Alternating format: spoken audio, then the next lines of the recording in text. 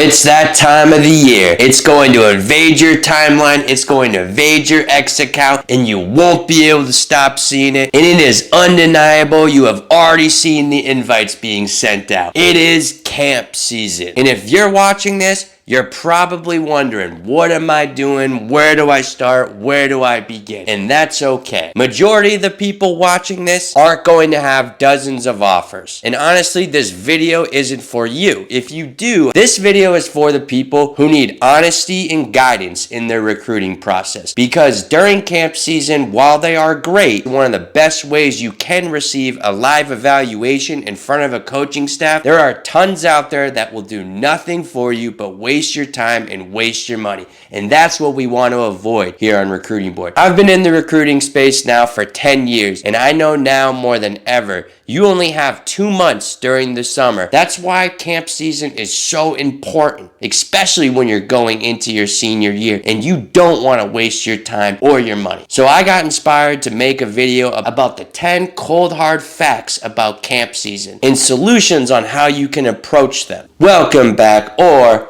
welcome to Recruiting Board. I'm Alex Agrell. I haven't been making nearly as many advice videos as I should be because the first one I did about camp seasons did really well, and that was 3 years ago. Some of you, it might be hard hearing these, but it is what you needed to hear. Take this time right now and run up the likes on the video. It is very important to do that because it'll help push this video in the YouTube algorithm. And if you're from New England, or if you just love football content and love football advice, subscribe here on the channel. I am so close to hitting 5,000, which is a huge milestone marker for me, so help me get there. All right, guys, let's jump into the 10 cold hard facts. Fact number 1, FBS school camps mean absolutely nothing to your recruiting process after your sophomore year. And let me set the record straight on that. If you are not already on the radar of an FBS school, do not go to their camp as a junior going into your senior year. You are wasting your time. It's too late in the recruiting process. FBS schools, they're recruiting kids way earlier nowadays. And if you go and look at your favorite FBS schools' commitments on 24/7, On3, Rivals, a lot of them already have commitments for the 2026 class. The truth is, most Group of 5 and Power 4 are pretty much full by the time summer rolls around going into your senior year. You might have a one-off situation where maybe a kid absolutely balls out at a camp and he gets an offer, but if you don't even have a Group of 5 offer heading into your senior year, don't waste your time. These camps will not magically put you on any of those colleges' board. They should have already done their research, especially if it's locally to you, on who you are as a player. Now, if you're a freshman or a sophomore, you want to go to those camps. It is so important because if you're a legitimate prospect around those years, freshman and sophomore year, those are pivotal moments to your Division I recruiting if you are a legitimate Division I recruit. They might give you an evaluation offer that could turn into a committable offer as you grow and as you get older. But if you're a 2026 athlete and you're watching this right now and you have no Group of 5 offers and you want to go to Alabama camp, Clemson camp, whatever camp, you are wasting your time and you're wasting your money. Unless this is just a dream school, want to go see the facilities, you want to have that experience, hey, I'm all for that. That's cool. But parents, coaches, and players, hold yourselves accountable. Do not think you are going to get an offer. My advice to the kids who don't have offers heading into their senior year, go to FCS and D2 camps, ball out, play well. Those could lead to offers. Fact number 2 about camp season, they are 100% an eye test. Recruiting is all about first impressions. When you step on that field and the first thing a coach sees that's not your film, it's going to be your height and it's going to be your weight, your frame, how you move, flexibility, the type of competitor you really are, how you respond to coaching. What they see is what they get. And in that short time you are at the camp, if you don't look like what you want them to look like as a prospect, it's going to be tough to get back on their radars because there are dozens or hundreds of other players that they can recruit that do fit what they want. So my solution and my best advice to pass the eye test, train like your life depended on it. Train like you're prepping for an NFL combine because this is one of the biggest moments of your life. If you have a good camp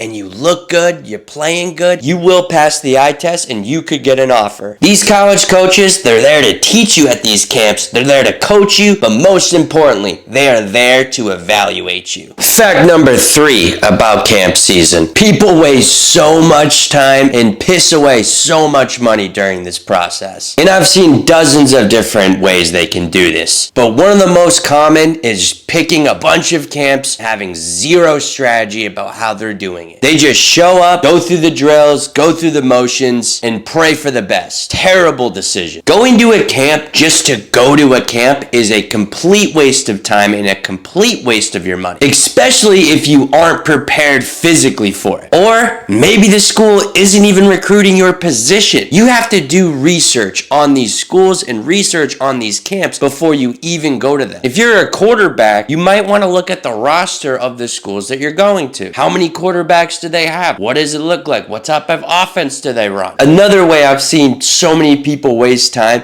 is they go to camps they have no business being at. Some people will travel all around the country just to go to camps when ultimately they should be focusing on their schools in their own backyard. You realistically only get 2 months between the beginning of your summer and the beginning of fall camp. You need to pick those camps so wisely because you will waste your time and you will waste your money. Fact number 4 about camp season. They're money makers for the schools. This one might sting for some of you hearing this, but it's facts and somebody's gonna have to tell you. Camps make hundreds of thousands of dollars for the schools hosting, and in the end of the day, it's a business. Camps can be anywhere from $50 to $100 or more, and sometimes hundreds and hundreds of kids go to them. Some of these kids have no chance of playing at the schools that they're going to. It just is what it is. But if the schools aren't having them, if the schools aren't getting people to their campus, they're going to be at a significant disadvantage because from D3 to FBS, you need money to fund your football program. You need money to update your jerseys, to get new shoulder pads, to invest back into the team. And realistically, a school can't take every single kid that shows up to their camp. That's just not possible. Be smart about where you're spending your money and be smart where you're going to camps because there are schools out there that will take your money, shake your hand, take a quick picture with you, and then guess what? You will never see or hear from those coaches ever again because it is a business. Fact 5 about camp season. Camp invites, camp season in general, it's marketing for the schools. Camp season invades your timeline all around X. That's all you're going to be seeing the next couple of months. You're going to be seeing kids getting invited to camps. You're going to see kids going to camps, kids taking pictures with coaches, everything that you can think of. What it really is though, it's marketing for the schools. The invites, their graphics, you post them, you share them. That's thousands of impressions every single day for the schools to get eyes on them. I've seen so many kids get invites to schools that they're definitely not going to be able to play at. Why? For marketing purposes. You want people just to see that you're going to these schools. So you really have to ask yourself, if you get an invite from a school, do they really want you there at the school competing for a potential spot with them? Or is this just another way to market their program? Who's inviting you to the camp? Is it a mass email? Check these things. Because like fact number 4, camps are a business. Fact 6, the more people, the less reps. Some of this is my opinion, but that's just a fact. But let's just be real and adults for a moment. You want to get as many eyes on you as possible when you go to camps. You want to get as many reps as possible when you go to camps so coaches can get a proper evaluation of who you are as a player and you can get more individual time with them. What value is it when you're standing in line for majority of the camp and you're just trying to get a few reps in a short period of time? I'm not here to downplay mega camps. What I am here to say, you don't want to be waiting in line if you are trying to fight for an offer. You want to get as many reps as possible. Fact number 7.